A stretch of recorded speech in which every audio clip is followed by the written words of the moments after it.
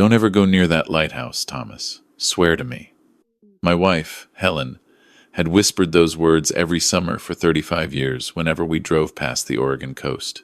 After her death from pancreatic cancer last October, her attorney handed me an envelope containing a rusted iron key and coordinates I didn't recognize. Helen had always told me the lighthouse was a condemned ruin owned by a distant cousin who wanted nothing to do with us. Since I figured the property was worthless, I nearly tossed the key in a drawer and forgot about it. But something about the way Helen had gripped my hand every time we passed that stretch of highway kept nagging at me. So one gray Tuesday morning, I drove 3 hours from our home in Portland to the coast and found the lighthouse at the end of a private gravel road overlooking the Pacific. The moment I stepped inside, my legs went weak. The condemned ruin was a fully restored artist's studio worth millions, filled floor to ceiling with oil paintings that bore a signature the art world had been chasing for 2 decades. But Helen hadn't just left me a fortune in stolen brushstrokes. She'd left me a leather journal hidden beneath the floorboards that would crack open every lie our family had been built on. If you think you know what I found in that journal, drop your guess in the comments and tell me where you're watching from. I sat across from Daniel Whitfield 3 weeks after we buried Helen, watching him arrange papers with the careful precision of a man delivering bad news. His office in downtown Portland smelled like old wood and printer ink, and through the window I could see rain streaking down glass the way it had the morning Helen collapsed in our kitchen. 37 years of marriage to Helen Margaret Calloway. 37 years of sharing a bed, raising 3 children, arguing over thermostats, and slow dancing in the kitchen when we thought nobody was watching. She'd been the strongest person I ever knew, tougher than any of the men I'd served with in the Navy. And she'd fought that cancer with a ferocity that made her oncologist say he'd never seen anything like it. But cancer doesn't care about ferocity. Helen lasted 8 months after the diagnosis. And when she went quietly, holding my hand in our bedroom while rain hammered the roof. Our 3 children flew in for the funeral. My eldest, Nathan, 34, came from Seattle where he ran some kind of investment consulting firm I never fully understood. Ethan, 31, arrived from San Francisco, always vague about his work in tech. And Sophie, 27, drove up from Eugene where she taught 2nd grade and still called me Papa like she had since she could talk. They stayed 3 days, helped me sort through sympathy cards, and then vanished back to their lives like smoke through a screen door. "Mr. Calloway," Whitfield said, sliding a manila envelope across his desk. "Your wife left specific instructions that were only to be disclosed after her passing. She arranged this independently, without your knowledge, approximately 4 years ago. 4 years. Helen had been keeping secrets from me for 4 years, while I thought we told each other everything. I opened the envelope and found the iron key, a hand-drawn map, coordinates for a location on the coast near Cannon Beach, and a sealed letter addressed to me in Helen's handwriting. The same looping cursive she'd used on grocery lists and the love notes she still tucked into my lunch bag at 63 years old. "I don't understand," I said. "Your wife purchased a coastal property 4 years ago through a trust," Whitfield explained. "The deed is now transferred to your name. Along with it comes the contents of the structure itself, which Mrs. Calloway described as having significant value." He paused. "She was very specific that you visit alone first, before involving your children." That night I sat in our empty kitchen reading Helen's letter by the light above the stove. "My dearest Thomas," she'd written, "I know you're angry. I know you feel betrayed. But everything I did was to protect you and to protect our family from a truth that would have torn us apart while I was alive. Go to the lighthouse, see what I built, and then watch the videos I left for you in the room beneath the stairs. You'll understand everything, and I pray you'll forgive me." I read it 4 times before I folded it back into the envelope. Then I poured 2 fingers of bourbon, sat in her chair, and cried until I couldn't breathe. The drive to Cannon Beach took 3 hours through October rain. I followed Helen's hand-drawn map off the main highway onto a private road I'd never noticed in 35 years of coastal trips. The road wound through old-growth forest before opening onto a bluff overlooking the Pacific. And there it stood, not a condemned ruin, not even close. The lighthouse had been completely restored, painted crisp white with a copper-topped lantern room that caught the gray morning light. Attached to its base was a modern addition, all glass and timber, designed to blend with the landscape. A workshop of some kind, I guessed, though for what I couldn't imagine. A woman in her 50s emerged from a small cottage near the tree line. She had weathered skin and kind eyes and moved with the unhurried confidence of someone who'd lived on this coast her whole life. "You must be Thomas," she said, extending her hand. "I'm Grace Pemberton. I've been caretaking this property for Helen since she bought it." 4 years, I repeated, the number settling heavier each time I said it. Helen and I talked every day for 4 years, and she never mentioned this place. Grace studied me with sympathy. She talked about you constantly, said you were the most honest man she'd ever met, and that's exactly why she couldn't tell you what she was doing here. Because if you'd known, you would have gone straight to the authorities, and she needed time to fix things first. Fix what things? Grace didn't answer. She just handed me a second key, this one modern and silver, and gestured toward the lighthouse door. The interior took my breath away. The ground floor had been converted into a professional art studio with natural light pouring through floor-to-ceiling windows facing the ocean. Easels, palettes, pigment jars, brushes worn soft with use. The smell of linseed oil and turpentine was so thick it felt like walking into a memory. But what stopped me cold were the paintings. Dozens of them, stacked against walls, hanging from display systems, leaning on shelves. Seascapes, portraits, abstracts, each one bearing a signature in the bottom corner that I recognized immediately. Maren Solberg. The name sent a jolt through me. Maren Solberg was a reclusive artist whose work had exploded in value over the past 15 years. Critics called her the most important American painter since Andrew Wyeth. Collectors paid 6, sometimes 7 figures for a single canvas, and nobody knew who she was. Maren Solberg had never appeared publicly, never given an interview, never been photographed. The art world treated her identity as its greatest unsolved mystery. I stood in that studio staring at 63 paintings signed Maren Solberg and felt the ground shift beneath my feet. Because I recognized the brushstrokes, I recognized the way the light fell across the water and the seascapes, the particular shade of gray she used for storm clouds. I'd seen that style 1,000 times in the small watercolors Helen painted at our kitchen table on Sunday mornings.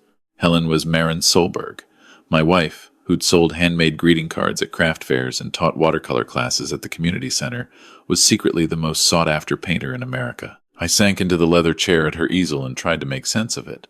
A rough calculation of the paintings in this room alone put the value somewhere north of $20 million, based on recent auction prices I'd seen in newspaper articles. Helen, who'd driven a 12-year-old Subaru and insisted we didn't need to replace the dishwasher that leaked. Grace appeared in the doorway. "There's more," she said gently. "Downstairs." Beneath the studio, accessed by a narrow staircase hidden behind a supply closet, Helen had built what I can only describe as a command center. A long desk held 2 monitors, a high-quality camera on a tripod, and a filing cabinet. One wall was covered in a timeline, the kind you see in crime documentaries, with photographs, bank statements, and red lines connecting names I didn't recognize. Except 2 that I did. Ethan Calloway, my sons. On the main monitor, a folder labeled "For Thomas when he's ready" contained over 200 video files, each dated and titled. I clicked the first one with hands that wouldn't stop shaking. Helen's face filled the screen. Not the gaunt, diminished version from her final weeks, but the vibrant woman with sharp blue eyes and silver-streaked auburn hair who'd made me fall in love with her at a Navy dance in 1987. "Hello, my stubborn, wonderful husband," she said, and her voice cracked something open inside my chest. "If you're watching this, I'm gone, and you've broken your promise about the lighthouse. Good. I needed you to break that promise. I need you to understand why I did what I did, and I need your help to save our boys from themselves." She took a steady breath. "Thomas, I became Maren Solberg by accident. I submitted a painting to a gallery under a fake name 12 years ago because I was curious whether my work had any merit outside of our friends being polite at dinner parties. It sold for $8,000 in a week. I was terrified and thrilled, and I told myself it was a one-time thing. But it wasn't. The work kept selling. The prices kept climbing. And suddenly I was living a double life that I couldn't explain to the most honest man I knew without admitting I'd been lying for years." Her expression shifted from apologetic to something harder. But the money isn't why I'm making these videos. 4 years ago, I discovered what Nathan and Ethan have been doing, and it made me physically ill. Nathan's investment consulting firm is a front.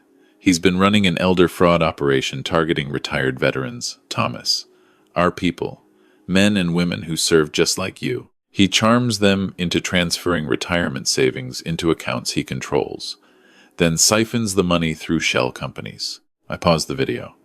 My hands were gripping the edge of the desk so hard my knuckles had gone white. Nathan, my firstborn, the kid I'd coached through Little League and driven to his college orientation at UW.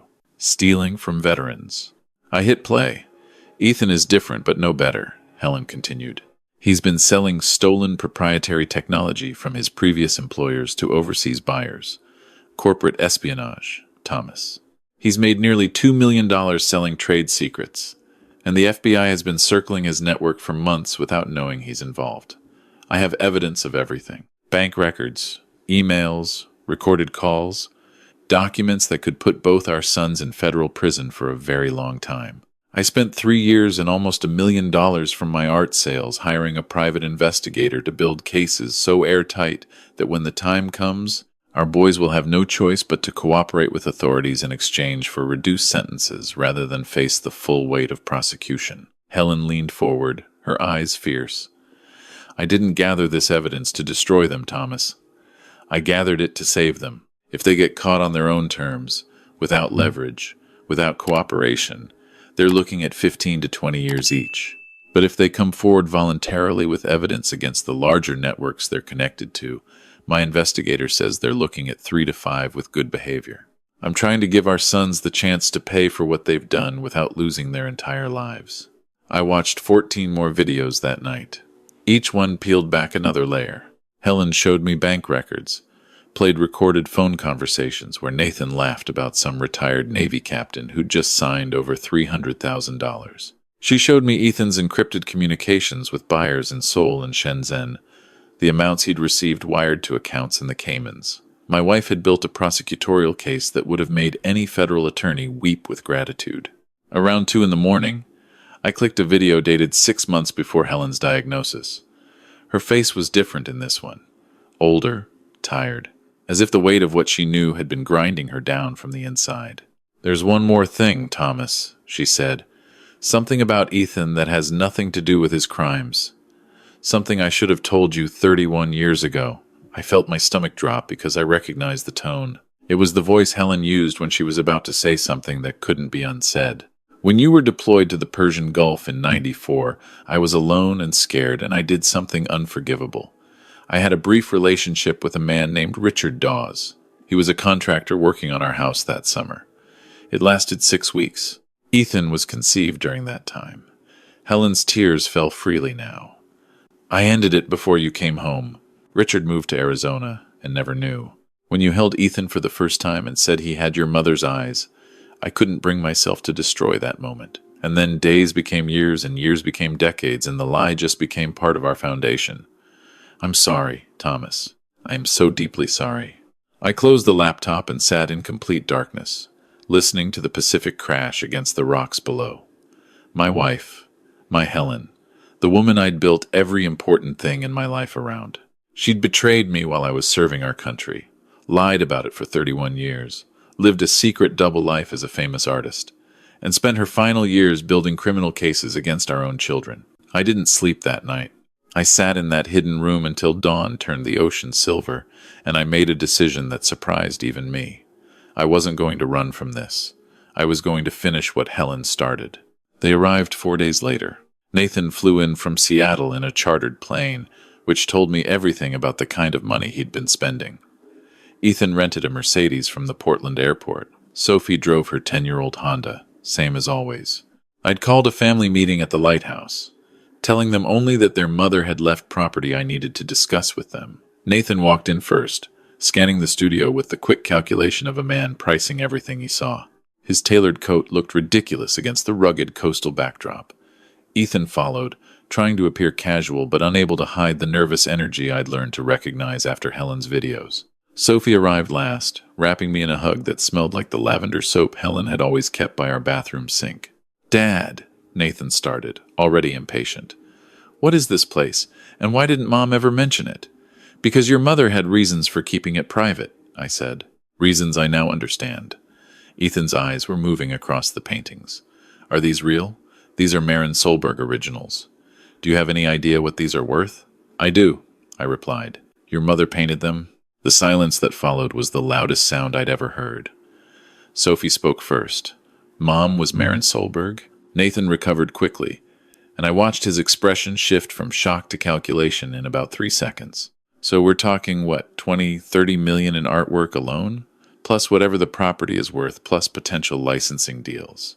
Ethan was already on his phone, probably Googling auction prices. We need an art appraiser out here immediately, he said, and an intellectual property attorney. We should establish provenance before going public. Sophie looked at me with Helen's eyes. Papa, why did Mom hide this? I was about to answer when Nathan cut in. It doesn't matter why. What matters is that this is our inheritance, and we need to protect it. I need you boys to sit down, I said, and something in my voice, maybe the steel I'd learned during 20 years in the Navy, made them comply. I slid 2 folders across the table. Nathan, the blue one is yours. Ethan, the red one. Nathan opened his folder and the color drained from his face like someone had pulled a plug. Ethan's hands started trembling before he'd finished the first page. What the hell is this? Nathan whispered. Your mother spent 3 years documenting your crimes, I said, keeping my voice steady even though my heart was hammering. Nathan, she has every wire transfer, every victim's name, every shell company tied to your fraud operation targeting retired veterans. Ethan, she has your communications with foreign buyers, transaction records, the works. Nathan stood up so fast his chair crashed backward. This is insane. You can't just accuse your own. Sit down, I said, and I did not raise my voice, but I did not need to. I spent 20 years giving orders to sailors who outweighed me by 50 pounds, and I had not forgotten how. Nathan sat. Sophie was staring at her brothers with an expression I'd seen on Helen's face in her videos. A mixture of heartbreak and dawning comprehension. Is it true? She asked quietly. Neither of her brothers answered, which was answer enough. Mom knew, Sophie said. That's why she did all this. That's why she kept it secret. She was trying to protect us. She was trying to save you, I corrected. Both of you. Your mother spent a fortune building cases that give you the option to cooperate with federal investigators voluntarily, which means reduced sentences, which means you might actually see the other side of this before you're old men. The alternative is you keep going until the FBI catches up on their own, and believe me, they will, and then you're looking at decades. Nathan's calculated composure crumbled. Dad, the people I'm connected to, if I cooperate, if I turn witness, these aren't white-collar businessmen. They will come after me. Your mother anticipated that too, I said. The investigator she hired is former FBI. He's already in contact with a federal prosecutor who can arrange protection in exchange for testimony. But you have to choose this. I am not going to force my own sons to do anything. I'm telling you what your options are, and I'm telling you that your mother wanted you to have a chance to make this right. Ethan hadn't spoken in several minutes. He was staring at his hands, which were trembling badly. His face had gone gray, and I noticed for the first time how thin he'd gotten since the funeral. Dad, he said, and his voice broke. There's something else I need to tell you. Sophie reached for his hand. Ethan, whatever it is. I'm sick, he said flatly. I was diagnosed with lymphoma 7 months ago. Stage 3. I've been doing chemo in San Francisco, but it's not responding well. The oncologist says I need a bone marrow transplant, and the best matches usually come from close family. The room went completely still. I watched Sophie's hand tighten around Ethan's, watched Nathan's anger dissolve into something raw and terrified, and I felt the ground shift again, just like it had when I'd first walked into this lighthouse. We'll get tested, Nathan said immediately. All of us, whatever you need. Sophie was already crying. Why didn't you tell us? I didn't want anyone to know, Ethan replied. I thought if I could just keep working long enough to finish the deals, I'd have enough money to cover experimental treatments overseas. That's why I escalated the tech sales. I know it's no excuse, but I was desperate. It's not an excuse, I agreed. But I understand desperation, and I understand fear. What I don't understand is why you didn't come to your family. We would have sold the house, sold everything. He couldn't look at me, because I didn't deserve your help. Not after what I'd done. I contacted the hospital in Portland the next day. Blood typing and preliminary matching took 48 hours. Sophie was the first one cleared as a potential donor, but the detailed HLA typing came back incompatible. Nathan was tested next. Also incompatible. When my results came in, the hematologist asked me to come in privately. "Mr. Calloway," she said, spreading lab printouts across her desk, "your tissue typing isn't compatible with Ethan either. But more significantly, the genetic markers indicate that you and Ethan do not share a biological relationship." I sat there looking at numbers and charts that confirmed what Helen had already told me from beyond the grave. Ethan was not my biological son. He was the son of a man named Richard Dawes, who'd spent 6 weeks with my wife while I was serving in the Gulf. 31 years of fatherhood, teaching him to swim in our backyard pool, helping him fix his first computer, sitting in the front row at his college graduation. All of it real, all of it mine, and none of it changed by a DNA test. "Is there a possibility a biological relative could be a match?" the doctor asked carefully. "I need to make a phone call," I told her. Finding Richard Dawes took my investigator 2 days. He was living in Tucson, 67 years old, retired contractor, married to his second wife, 2 adult daughters from that marriage. I flew to Arizona on a Thursday and sat across from him in a diner that smelled like coffee and bacon grease. He was a big man, broad-shouldered, with the same dark eyes I'd always attributed to Helen's side of the family. When I saw those eyes, whatever anger I'd been carrying evaporated. This man hadn't known. Helen had made that choice for all of us. I told him everything. The affair, the son he'd never known about, the cancer, the need for a donor. He listened without interrupting. And when I finished, he wiped his eyes with a paper napkin and said, "When do I get tested?" Richard was a match, a near-perfect match, the kind that makes hematologists use words like remarkable and fortunate. We scheduled the procedure for 3 weeks out at Oregon Health Sciences University, and in those 3 weeks, something shifted in my family that I hadn't expected. Nathan turned himself in. He walked into the FBI field office in Seattle with his attorney, the full evidence package Helen had compiled, and a willingness to testify against every person in the network above him. The federal prosecutor offered a cooperation agreement, 3 years in minimum security with the possibility of early release. It wasn't nothing, but it wasn't 20 years either. Ethan, too sick for prison, cooperated from his hospital bed. He provided detailed accounts of every transaction, every buyer, every stolen file. His attorney negotiated a deferred sentence contingent on his health and continued cooperation. Both of my sons would face real consequences. That mattered to me. Helen had been right that they needed to answer for what they'd done, but she'd also been right that they deserved the chance to answer on terms that left room for a future. The morning of the transplant, Richard and Ethan met for the first time. I'd arranged it in Ethan's hospital room, just the 4 of us. Nathan joining by video from Seattle, where he was preparing for his sentencing hearing. Sophie sat beside Ethan's bed, holding his hand like she'd done every day since his admission. Richard stood in the doorway, a big man suddenly looking very small. He cleared his throat twice before speaking. "I'm not here to be your father," he said.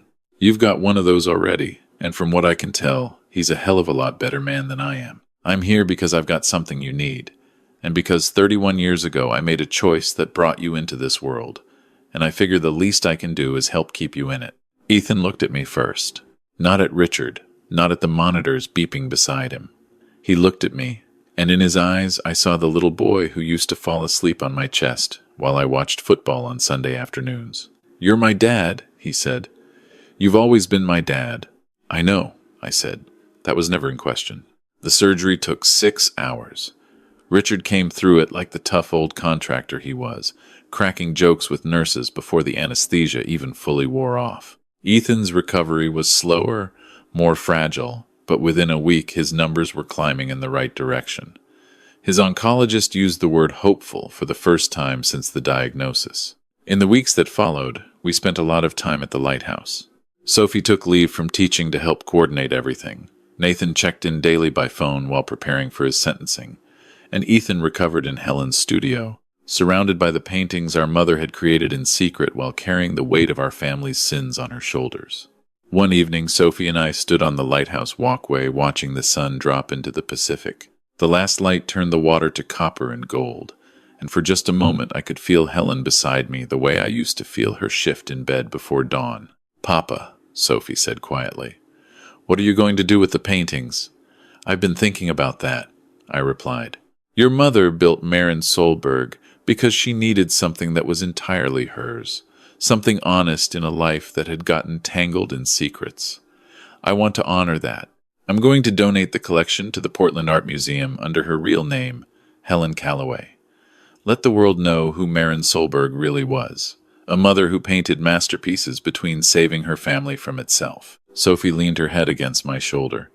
She would have liked that. The museum announcement made national news. The art world, which had spent 15 years speculating about Maren Solberg's identity, struggled to reconcile the mythical recluse with a 63-year-old grandmother from Portland who died of pancreatic cancer. Critics wrote long pieces about Helen's work taking on new meaning now that her story was known. The Lighthouse was designated as an artist's retreat in her name, open to veterans and their families. It felt right. Helen had spent her final years in a place overlooking the ocean, creating beauty while surrounded by evidence of ugliness, choosing every day to believe that the beauty was worth more. I wanted other people to stand where she'd stood and feel that same stubborn hope. Nathan served 14 months before early release. He came out quieter, steadier, with a plan to work in veterans advocacy, helping the same community he'd once preyed upon. I don't know if that's penance or purpose. Maybe it doesn't matter as long as he keeps showing up. Ethan's recovery took the better part of a year, but he recovered. He moved to Portland to be closer to me and to his doctors, took a job teaching computer science at the community college, and started building a relationship with Richard Dawes that was awkward and tentative and real. He called me every Sunday morning, same time Helen and I used to sit at the kitchen table while she painted. Sophie went back to her second graders in Eugene, but she drove up every other weekend with groceries I didn't need and company I desperately did.